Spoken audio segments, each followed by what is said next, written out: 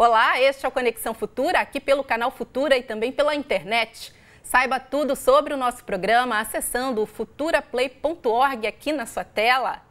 Fica mais fácil curtir e acompanhar a nossa programação, é só dar o play e pronto. Quando o assunto é adoção no Brasil, uma conta não fecha.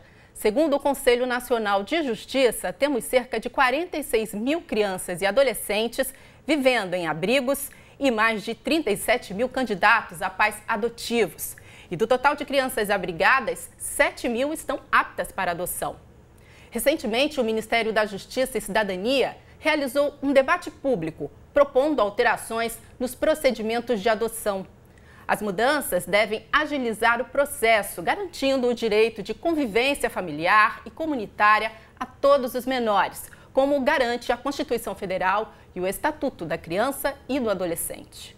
Comigo, aqui no estúdio, para conversar sobre o assunto, estão Murilo de Giacomo, do Ministério Público do Paraná, Isabel Penteado, coordenadora do Instituto Fazendo História, e Marisa Marques, psicóloga e mãe, também coordenadora do Grupo de Apoio Flor de Maio. Olá, tudo bem com vocês? Olá, tudo bem. Obrigada por virem ao Conexão. Quero começar com uma pergunta para o Murilo. Esses números mostram que ainda há uma diferença forte, né, Murilo, entre os perfis de pretendentes à adoção e de crianças e adolescentes cadastrados. Sim, e também demonstra que um grande número de crianças e adolescentes que estão nas entidades ainda não estão com sua situação definida, quer dizer, ainda não estão aptos à adoção, podendo retornar à família, e eu acho que isso demonstra uma falha do poder público, quer em políticas públicas que permitam ou evitar o afastamento da família ou permitir a reintegração familiar, ou então estimular a adoção daquelas crianças maiores, grupos de irmãos, que são aqueles que infelizmente hoje não têm interessados em adotar. E aí entra a questão desse projeto que, a meu ver, não enfrenta a questão como deveria, não trata a questão da política que deveria existir para poder dar vazão à adoção dessas crianças e adolescentes que, infelizmente, continuam e continuarão, me parece, apesar desse projeto, acolhidas nas instituições. Bom, uma das questões quando a gente trata desse tema, né, é a burocracia, é todo o processo de adoção, que dizem que é muito longo, é muito demorado. Inclusive, a proposta de alteração do Ministério da Justiça vem para isso, para tentar agilizar. Eu quero saber da Marisa, que já adotou uma criança, como foi passar por essa experiência? Eu acho que na época que você fez a decisão, ainda não existia o Cadastro Nacional de Adoção, inclusive, né? É verdade, obrigada. Essa questão do perfil da criança já era idealizado por você, pelo seu marido? Não, a gente, na verdade, nós nunca pensamos em adotar uma criança até depois das perdas que nós tivemos, né? Foi muito interessante, porque quem falou de adoção para a gente pela primeira vez foi o nosso filho. Nós já tínhamos um filho, na verdade, ele tinha 3 anos na época, eu tive muitas perdas gestacionais, tive uma perda neonatal, e um dia ele me disse que ele tinha 3 anos e disse que eu não ficasse triste com o que estava acontecendo, porque eu teria uma Maria, sem mãezinha, sem paizinho e sem casinha, e que eu ia conseguir. E aí foi aí que eu fui falar com meu marido, falei, eu acho que ele está falando de adoção. E nunca nós tínhamos falado de adoção de 3 anos. E eu anotei isso, né? Aí foi aí que eu iniciei o meu processo, né? Meu marido, nós concordamos, eu não queria mais gerar me trazia muito sofrimento, né? Eu pensava que se eu encontrasse alguém que pudesse gestar um filho para mim, né, era o ideal. Eu queria, inclusive, poupar minha própria saúde, porque eu já tinha também um filho para criar, né? Então, a adoção foi um caminho maravilhoso que a gente encontrou, né, nessa história aí de perdas, né? Então, foi muito... Eu queria saber de você, Isabel, que participa, né, desse projeto bacana, Fazendo Histórias. Tem, no dia a dia, experiências, né, de pais interessados em adotar. Como é esse sentimento, né? A burocracia realmente atrapalha? É uma reclamação que eles têm? Olha, na verdade, o Instituto não trabalha diretamente com os pais adotivos. Hoje a gente é uma ONG que oferece projetos para serviços de acolhimento, né? Então a gente trabalha desde o apadrinhamento afetivo, que é uma das questões colocadas no anteprojeto de lei, programas que vão trabalhar a questão da reconstrução e a construção de narrativas da própria criança sobre a sua história, independente dela voltar para casa ou de ela ir para uma adoção, enfim, então a gente é um centro, na verdade, de pensar e construir metodologias de trabalho para as crianças e adolescentes que estão acolhidas. Então, nosso trabalho é com elas, né? Não é com os pais adotivos. E hoje a gente desenvolve um serviço de acolhimento familiar, que também é colocado no anteprojeto como algo prioritário para a primeira infância, para as crianças menores, que é algo que a gente executa lá no Instituto também. Bom, uma observação sua sobre essa questão do acolhimento, né? Até que ponto o senhor enxerga isso como positivo? Olha, eu diria que o acolhimento em si, ele não é positivo, ele tem... Né, o acolhimento familiar. O familiar, sim. Né, o acolhimento familiar, com certeza, ele é uma alternativa melhor que o institucional, né, o abrigamento. E o que eu costumo dizer, é fundamental que o poder público ele tenha alternativas. Nós precisamos de alternativas. A guarda subsidiada, como é previsto até na Constituição Federal, a possibilidade de colocação sob tutela, a adoção, que é uma alternativa, e o acolhimento familiar, assim como, claro, preferencialmente, né, a permanência na família de origem ou o retorno à família de origem. Mas tudo isso deve ser colocado no contexto de uma política pública. Eu acho que o que nós estamos falhando é aí, é você ter uma política pública consistente que permita prevenir ou então, na impossibilidade de prevenção, nós deferimos aquela criança, aquele adolescente que necessitam uma família substituta em qualquer das modalidades que são previstas em lei. E o que é interessante é que o projeto, da forma como ele está, ele até faz uma diferenciação, a meu ver, equivocada entre família substituta e família adotiva. Na verdade, a colocação em família adotiva é uma das formas de colocação em família substituta. Eu sei que a terminologia até pode não ser a melhor, mas é a terminologia legal até para designar de forma diferente, né, da permanência na família de origem, na família biológica. Mas todas as formas são válidas, né? A gente não pode dizer, olha, essa é melhor ou pior que aquela. Pode ser que para uma criança essa alternativa do acolhimento familiar seja melhor do que até a adoção, para que eu possa até trabalhar a família de origem numa perspectiva de uma reintegração futura. Mas isso vai depender do caso em concreto. Mas o que nós precisamos é ter à disposição as alternativas, que muitas vezes nós não temos e deveríamos ter. Acrescente. Eu só queria acrescentar uma coisa que eu acho interessante, Eliane, que é a forma como foi colocada de uma prioridade para as crianças menores, que é o que a gente no Instituto entendeu como algo de fato interessante, né? Tem algumas pesquisas que apontam que crianças muito pequenas em abrigos, né, em instituições de acolhimento, elas perdem muito do seu desenvolvimento, versus se elas estiverem no período que elas precisarem estar afastadas das suas famílias, num serviço de acolhimento familiar, né? Isso é bastante controverso, as pessoas às vezes questionam um pouco a vinculação que essa criança muito pequena faz com uma família acolhedora, que é uma família voluntária, que não irá adotar e que abre a sua casa para receber por um período, provavelmente de alguns meses, até que essa criança volte para casa ou então vá para uma adoção. E a gente tem clareza que para a criança esse é o melhor lugar que ela poderia estar, né? Mesmo que ela crie um vínculo muito forte, ela tem que criar para se desenvolver com essa família voluntária, é melhor do que estar numa instituição onde são muitos os profissionais que cuidam dela, que se revezam em turnos, né? Por melhor que seja a instituição, o desenvolvimento da criança fica prejudicado. Então, inclusive, tem uma lei recente, né, que é a Lei 13.257, que estabelece um marco legal da primeira infância, né, que prevê justamente que para crianças com menos de 6 anos de idade se deve procurar priorizar o acolhimento familiar.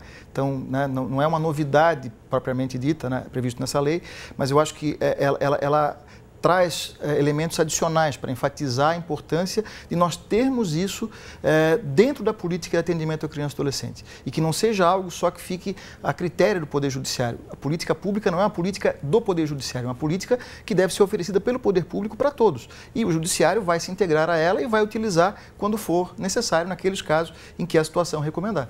Agora, Marisa, você que também é psicóloga de formação, acrescenta...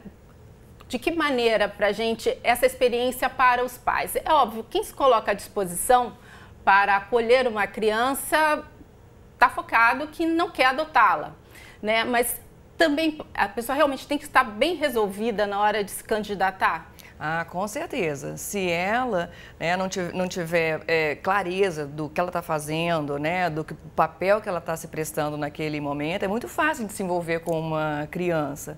Né? E muitas vezes ela entra nesse objetivo também com o intuito de adotar, né, ela também está entrando num caminho errado.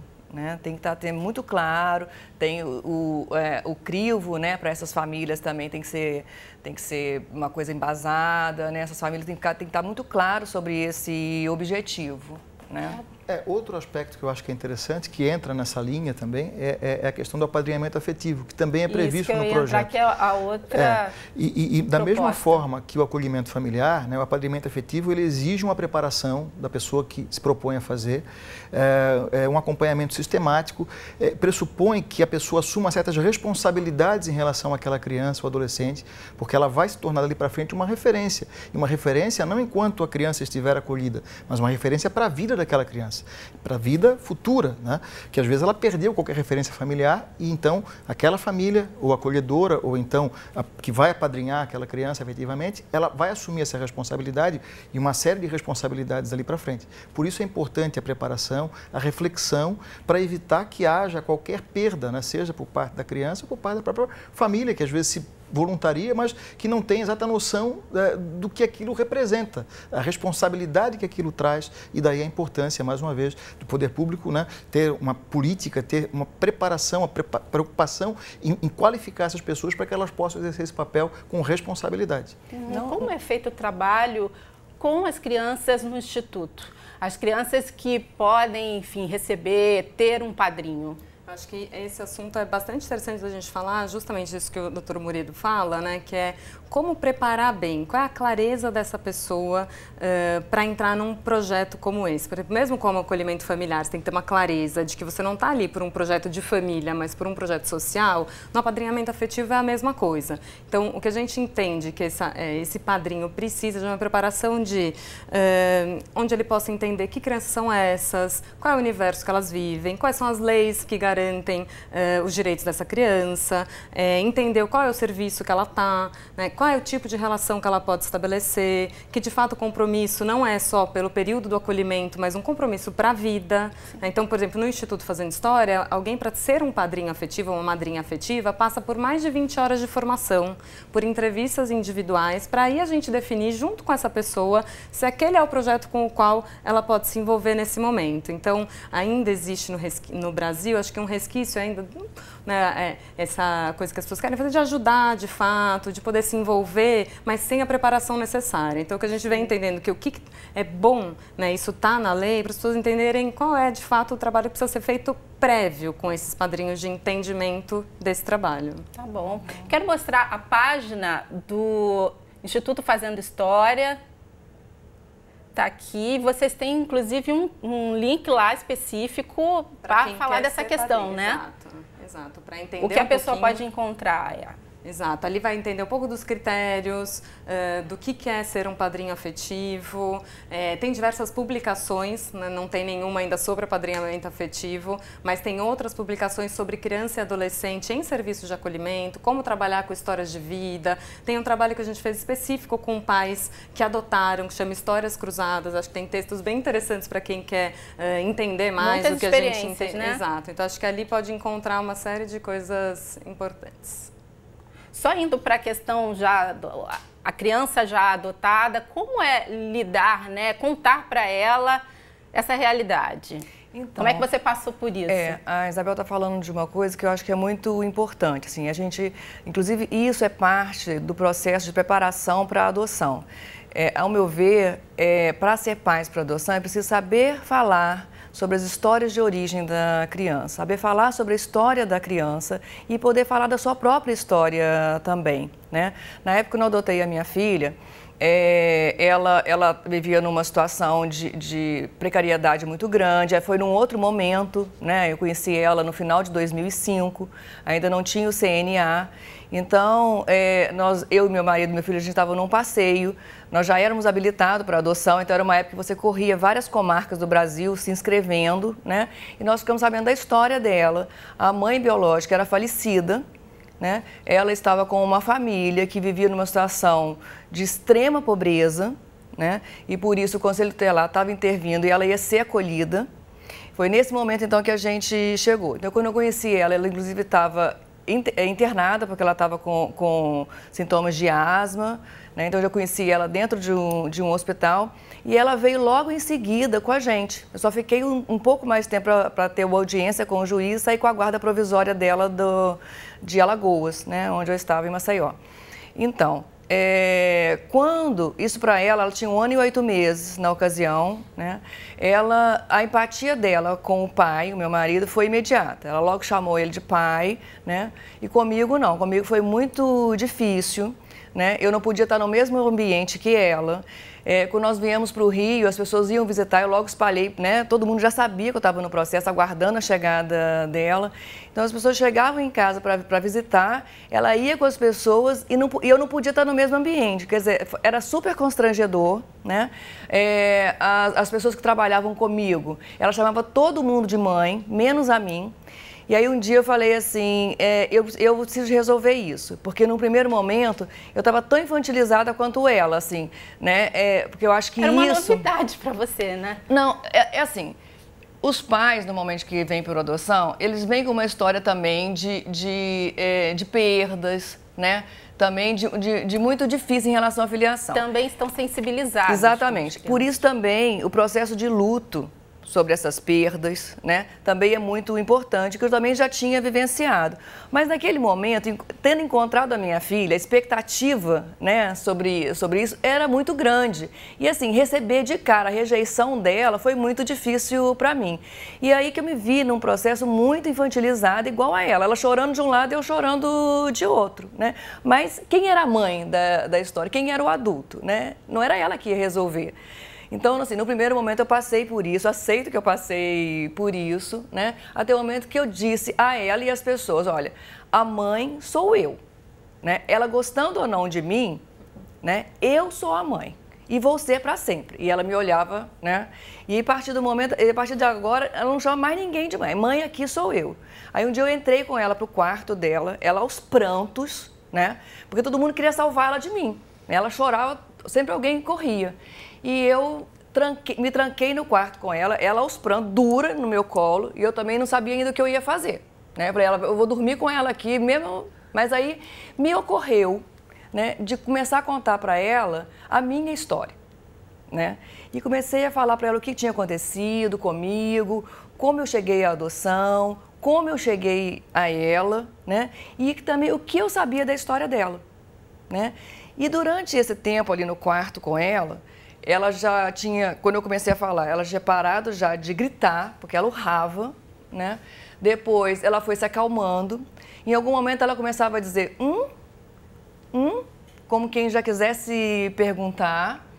E aí eu comecei a dizer para ela que agora, né? Ela então, falei da mãe, falei do pai que eu tinha encontrado, mas que agora eu era a mãe dela, que ela tinha uma mãe, que ela tinha um pai, que ela tinha um irmão, ela tinha uma cachorra, né? Que aquele era o quarto dela, mostrei o berço que era dela, abri o armário. A gente, quando os filhos chegam por adoção, a gente não tem nada, porque a gente não sabe que idade o filho vai chegar. Mas assim... Pelo menos não sabia, né? Exatamente, mas na época que você não tem nada num dia, mas no dia seguinte você tem tudo. Porque assim, é incrível o que a adoção faz, né? E ela já tinha bonecas, ela já tinha um monte de coisa. E no final, né? Quando ela mostrei para ela, então agora que tudo isso é seu, né? Você agora, aqui é sua casa. E você, até hoje, quando eu falo disso, foi um momento tão forte, que até hoje eu me emociono. Já se passaram 11 anos, né? Que ela agora vai fazer 13. E aí acabou. É uma história muito forte. Quer acrescentar alguma coisa, doutor Murilo? Não, eu acho que essa história da Marisa, né, até o fato dela ser psicóloga, com certeza ajudou muito a superar essa dificuldade inicial. Certamente. Mas só reafirma a necessidade prevista na lei, e a lei surgiu nesse aspecto posterior até a adoção da Marisa, mas de que haja uma preparação das pessoas que vão adotar, que querem adotar, até para que elas sejam estimuladas, eventualmente, a adotar crianças maiores, a considerar, né, a possibilidade de adoção de grupos de irmãos, crianças com deficiência, né, que são aquelas que, infelizmente, hoje, né, estão nas entidades sem interessados na sua adoção, mas até para que elas possam saber como lidar com essas dificuldades iniciais. E eu sempre faço a seguinte observação: a lei ela estabelece, né, a previsão do estágio de convivência, e até usa esse termo estágio de convivência, e não fala em guarda ou guarda provisória, né, porque justamente se quer que esse estágio de convivência ele seja planejado e seja cumprido com muita cautela, para evitar justamente que simplesmente se entregue a criança aos cuidados de alguém com quem ela não tem até então nenhum contato prévio, nenhuma afinidade, e que essa pessoa vai levá-la para casa num ambiente completamente estranho que ela também não conhece, né? Até, às vezes até numa outra cidade, num outro estado. E por isso que nós podemos e devemos, e hoje, né, temos que ter essa cautela de fazer isso de forma progressiva, para que nós iniciemos uma aproximação entre a criança e aquela pessoa que vai adotar, ou até que vai assumir a guarda, a tutela, porque simplesmente entregar a criança aos cuidados de alguém que quer adotá-la, por mais que a pessoa esteja interessada, apenas a boa vontade, acaba não sendo suficiente. No caso da Marisa, foi uma experiência exitosa, até pelo fato dela ter uma experiência profissional, uma formação profissional para poder lidar com isso. Mas outras pessoas não conseguem superar essa dificuldade e acabam, em função disso, às vezes, querendo devolver a criança até depois de algum tempo de convivência. Mas isso é absolutamente gera um outro transtorno para o sistema, né? Mas isso nos grupos a gente fala bastante, né? Então eu queria dizer assim, que depois desse dia, né, desse momento, foi um momento assim que ela, naquele momento, ela estava com a chupeta na boca, ela tirou a chupeta, né, foi a coisa mais linda, me abraçou e me beijou. Aí, naquele momento, eu pude entender que a angústia dela,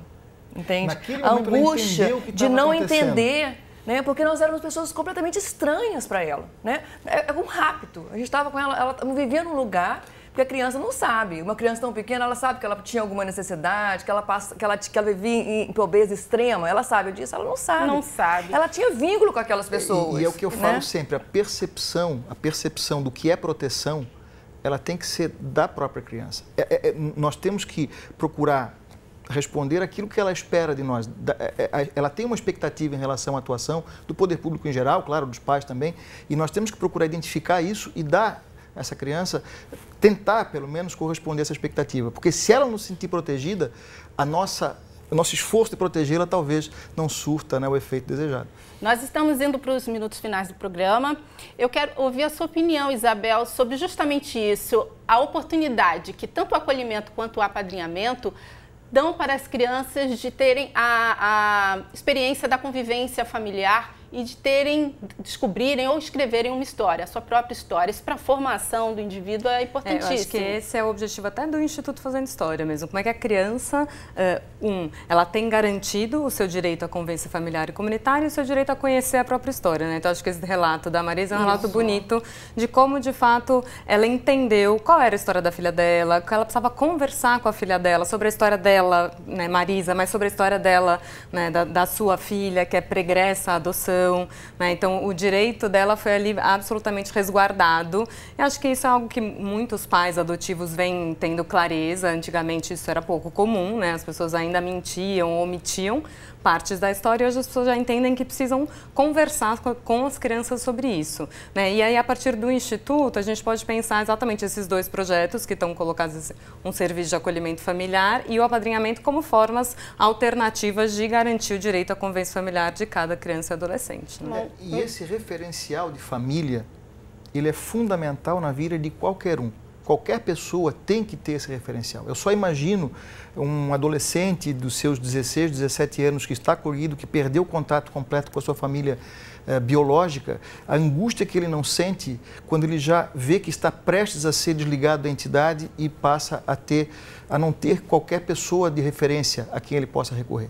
Aí é que entra talvez o apadrinhamento afetivo, né, com mais intensidade, para que nós possamos dar a esse jovem essa referência familiar, sem prejuízo, claro, de tentar resgatar a história dele, da família, tentar eventualmente até resgatar um vínculo familiar. As pessoas às vezes imaginam que a destituição do poder familiar é o fim. Ela não é. A única medida que é irreversível na forma da lei, e por isso nós temos que ter cautela, é a própria adoção. Até a destituição do poder familiar, ela pode ser revertida. E nós podemos restituir uma criança ou adolescente adotado, destituído o poder familiar à sua família de origem, desde que, evidentemente, isso se mostre algo possível, vantajoso, né, que realmente atenda aos interesses desse jovem. Mas isso tudo, né, mais uma vez, é uma alternativa que tem que ser oferecida dentro de uma política pública mais abrangente, procurando sempre, né, atender os anseios desse jovem e evitar, né, qualquer atropelo, né? Eu costumo dizer, a gente, em matéria de infância, tem que agir com rapidez, mas não pode agir com precipitação, né, não pode agir sem cautela, né, de forma irresponsável. Daí a importância de nós termos profissionais qualificados para fazer as avaliações, para fazer os atendimentos, os acompanhamentos, as preparações que são necessárias, né, para que nós possamos realmente corresponder a essa expectativa e de uma forma adequada. Bom, de maneira geral, então, é muito positivo esse movimento do governo de querer mudar essas regras e, enfim, impor modificações. Olha, eu diria que é algo interessante, mas eu acho que precisaria talvez tocar mais na ferida, né, onde realmente o problema está acontecendo.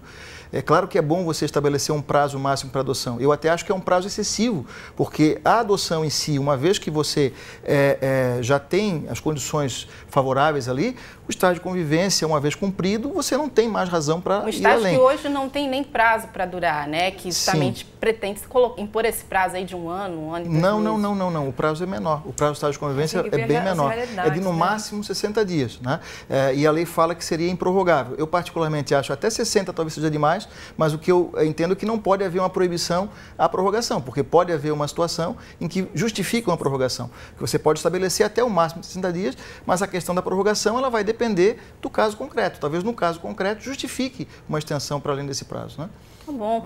Antes de encerrar, quero mostrar sua página aqui no Facebook do Flor de Maio, um grupo de apoio à adoção. Quer falar brevemente? Então, o Flor de Maio, eu criei, né, depois, eu frequentei muitos anos, depois que a minha filha chegou, o Café com Adoção, né, que é na primeira vara da Infância e Juventude aqui no Rio de Janeiro.